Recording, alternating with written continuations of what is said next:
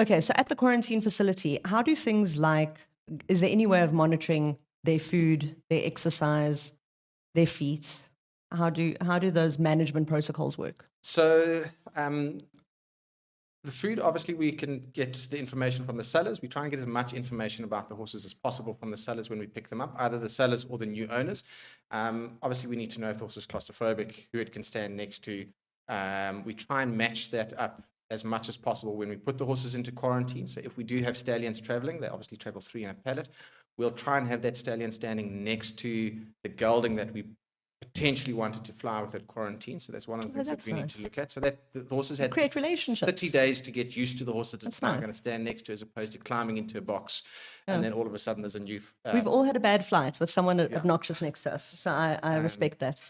so the quarantine station that we use is very, very good in the Netherlands. They're very good with accommodating us with our feed requirements. So a few horses That's we've had to lovely. bring in special food for them. Their haylage is excellent. Farriers, it's not always that easy to get a farrier in.